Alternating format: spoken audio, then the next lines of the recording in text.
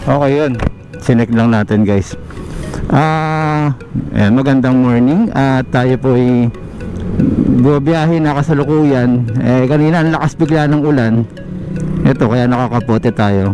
Ngayon pagkadating dito sa may ilagpas ng Sauyo, nakikita nyo na po ngayon sa video tirik na tirik yung araw. So kaya hindi tayo nakapag video kaninang mas maaga. Bali ito unang gamit natin ng papasok yung battery natin, 65 amperes. Ginamit ko siya kahapon mga 2 to 3 kilometers lang, or sabi mo ng 4. Kaya bawas na yon, hindi ako nag-charge, dire-diretso ko lang gagamitin ngayon. So napansin ko 84 volts yung niya, yung full charge niya. And then pag nakita po ninyo na umaandar, kanina 82 siya, nag-81, 83, 82, ganun lang siya. So ganun, ayan, gaya niyan, 81, nag-80 po, no? So ibig sabihin bumaba na siya. So 81 yung rest niya, may tatawid. Okay, so ayan, 81 yung rest niya. So pag piniga natin, nag-80. So ibig sabihin 1 volt lang yung bumabawas kapag pumipiga tayo. Naka level 1 lang tayo, no? As usual, tamang tipid pa rin. Maganda po, nakasanayan natin yan, 1 or 2 lang. Hindi naman natin kailangan magmatulin, lalo na pag ganito yung kondisyon ng panahon.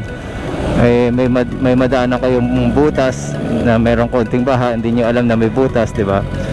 At lalo na yan, no? Yung nakikita nyo yung yan yung pinturang yan, di ba? Yung pintura na yan, pag sa stock na gulong, medyo ramdam na ramdam mo yan. Kikiligin ka talaga dyan.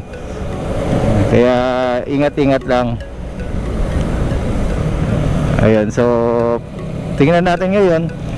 Hindi tayo nag-charge kahapon ng kasi madalas umaalis talaga ako full charge. Yun talagang kabubunot ko lang, or naipahinga ko yung yung pag-charge, no?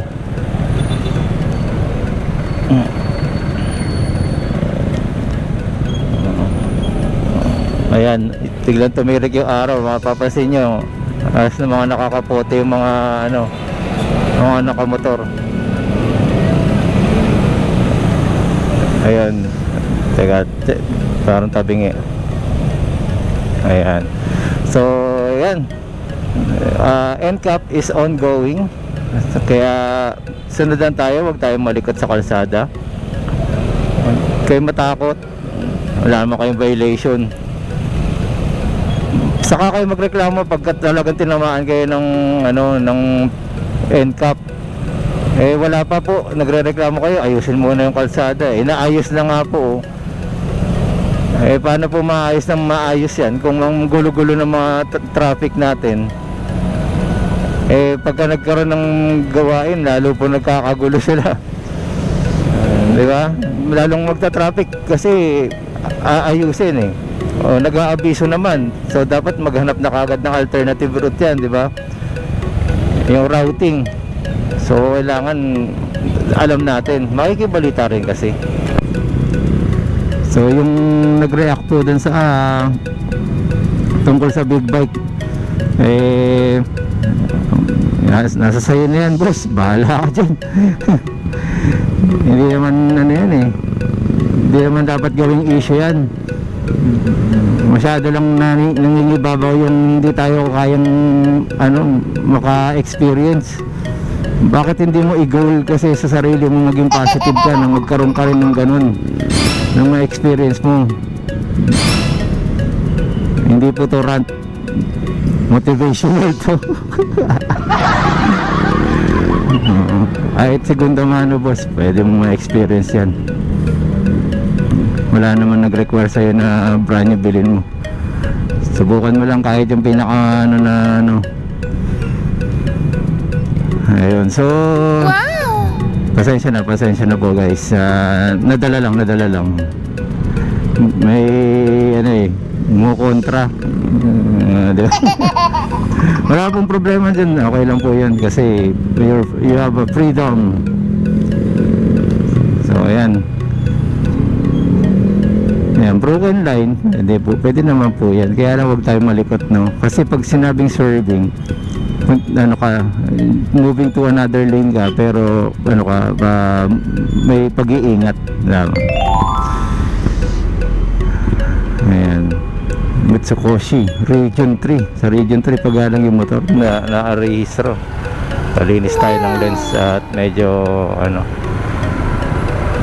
nagmo-moist. Excuse me. So yun, sabi ni Boss Mike, Boss Pao, ganda daw yung mic. I'm using Boya. Ano nga ba brand nito? Ano nga ba model nito? Basta Boya siya na the battery. MYBY yata yun. Ayun, basta yun. Mura lang to. Ito rin po yung ginagamit ko dati, yung nagbe-video ko ng wedding.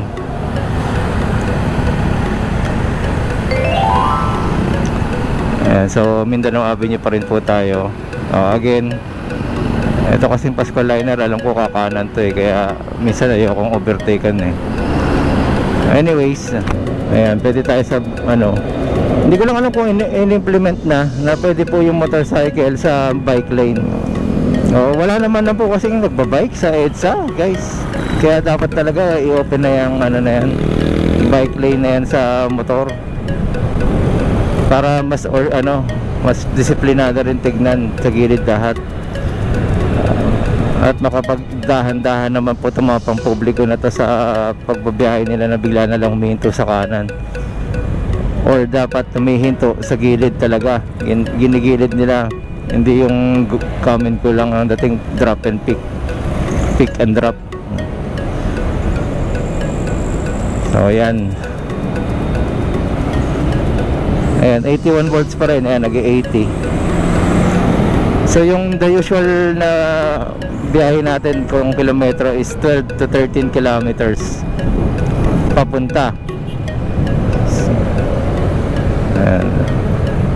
So yung mga nagtatanong, wag naman natin sa YouTube i-discussion ng i-PM niya na lang ako doon sa battery pinagpalitan ko. May re-reply ako naman kayo kung magkano yon. Pero may binabalak din po kasi ako, bala ko ibenta yun ng kasama na yung charger, dahil kailangan ko rin po pala magpalit ng charger. Gastos. So anyways, baba na ba yung ating check ko lang, 8 minutes. Ayan, umaraw na. Tumatawa yung angkas. Sabi nakakapote tayo pero ay araw. Ayan, so naka pa rin tayo, naka level 1, speed 1. So 1 volt ang pagitan. So sinecheck ko pa rin po siya kung ano yung magiging dahil lang po. So magiging makunat siya, so dati 30 amperes so ibig sabihin dapat yan ang magiging ng battery. So kalahati, so baka kalahati ako sa 30, 50. So dapat ng mga 70, lang to, 80% dapat ang makita ko sa BMS nya. Lang yan, wild guess base lang po sa computation kung ting bating.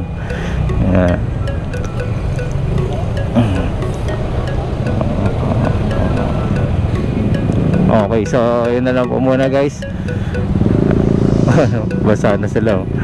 Okay, so sa mga mga nag-aabang, maraming salamat po at sa patuloy na nanonood. Tinamaan, sigurado ako motor yan.